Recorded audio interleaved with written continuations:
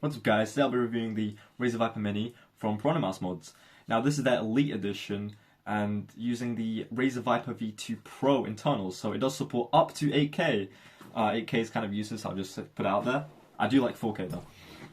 Now, is this mouse good?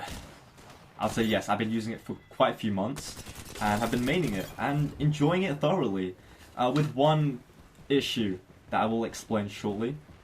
But first off, let's talk about the build quality. Now obviously this is 3D printed, is it going to snap in half? No, it is not going to snap in half. It's been completely fine, but there is a bit of side flex.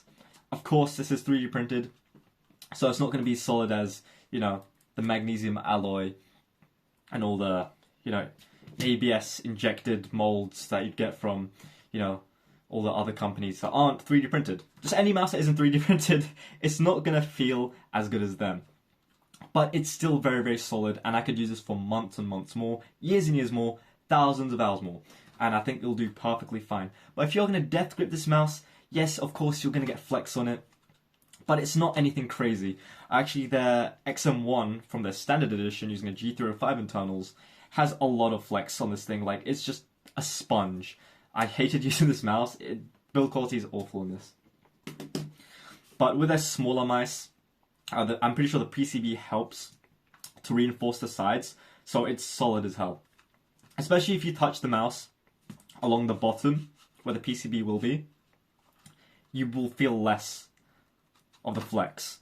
The higher up you are though, you will feel it start to, you know. But overall, yes, the build quality has been perfectly fine.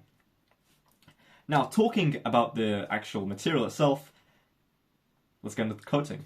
Now, this actually feels chalky, so I haven't actually had to use any grips at all in this mouse. It feels way more grippy than a Signature Edition, or well, actually most of my mice. Like, I think this is one of my grippiest mice I've ever used, because it just, yeah, it legit just feels like chalk. So it feels amazing in the hand, like, it's stuck. The whole mouse is grip tape. That's all I'll say. So if you're having issues with your mouse always slipping or your very sweaty hands, this mouse is fine. It's actually perfectly fine, and I've actually loved it for that. Now, performance-wise and the sensor. Of course, you've already probably noticed the sensor position is incredibly low. It's using the V2 Pro, and the V2 Pro obviously is a much larger and longer mouse, and Razer loves their low sensor positions for some reason on the Viper line. So you can imagine transplanting that PCB onto a smaller mouse is going to give you this abomination right here. If I compare it to the Signature Edition, yeah, it's quite a bit lower. And has that affected my in-game performance? I'd say yes, it has, quite significantly. Strangely, it has improved my tracking, but decreased my performance in static or any flicking quite a lot. That's due to the fact that since the position is lower, it won't pick up your movements as much, so I feel a bit more stable. Your sense will feel a bit slower as well. So any tracking, I felt like I was just a god with smoothness and just hitting headshots when I was using Soldier 76 on Overwatch. But when I was in Kovacs, in playing static, or in Valorant, I just felt I was missing everything. Just like micro adjustment wise, like, because obviously I'm used to using mice with a higher sensor position. When I'm like moving my fingers around, obviously it's moving a lot slower than it would be actually on any other mouse. So you kind of have to adjust to that and actually move a lot more, or increase your sense, so get a faster sense to compensate for the sensor position. But overall, this mouse feels amazing. Now, weight-wise, it's coming at 39 grams, which is pretty crazy. It's 10 grams less than the Signature Edition. So, how does it feel in hand? Yes, it feels significantly lighter. It feels like a feather. If you've watched my RTX review or tried sub 40 gram mice, like the RTX, I know the Starlight, no, the Hyperlight, whatever that new final mouse is. Yes, this is very light, 39 grams. It feels like there's nothing in your hand. And yeah, it's great. And balancing is perfectly fine. Like, it's very well balanced. And I haven't really noticed any issues, really. Now, button quality and scroll wheel quality. I actually love the scroll wheel in this. It's not, like, hard and super tactile like other ones are. It's just smooth. If you've ever used the V2 Pro, it's the same stuff. Also, the main switches, you're getting Viper V2 Pro switches, which is the optical V3s. And yeah, they feel great.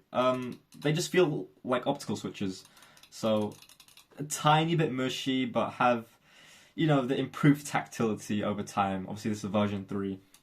Now, it isn't as, you know, crispy feeling as the Signature Edition, but overall, it still feels really good. I actually prefer these over, like, Omrons on a Superlight. So yeah, I do love these switches quite a lot, and they sound pretty nice. I like the little thunk sound of them. Side buttons. Now, the one thing with this is that obviously they've designed it so that the side buttons are actually like connected right onto the shell to save on weight.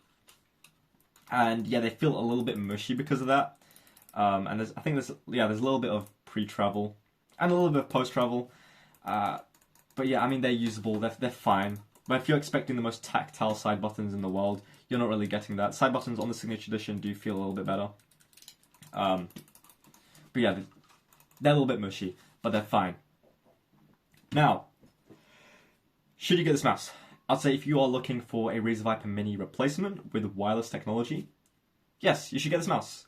And yeah, so if you can't afford the Signature Edition, check it out. I'll say get a mod kit, which is what I've done, and also get a really cheap, maybe used Viper V2 Pro PCB, or just a Viper V2 from like, I got mine from eBay for about £50, and then this mod kit came in around like £70, £80. So that's like £130. The Signature Edition is like £280. So I saved more than half getting this over a Signature Edition, and surprisingly, I do enjoy this mouse more. It's lighter, and it feels better in hand. Like the shape just, like, it doesn't have holes. It doesn't have stupid holes. I actually perform better with this mouse than I do with the Signature Edition.